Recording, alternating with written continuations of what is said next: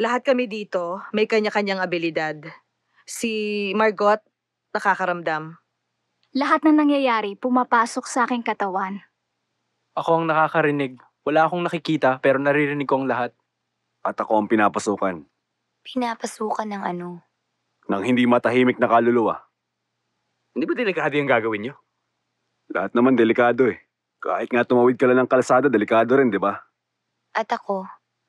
Anong gagawin ko? Kailangan ka namin dahil ikaw ang tulay. Sa'yo kami kakabit.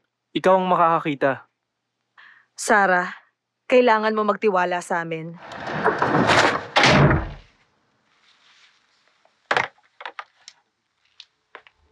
Walang hiya ka?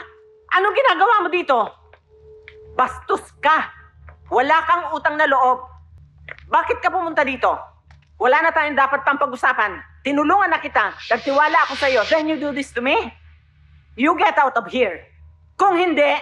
Sumisigaw siya. Galit na galit.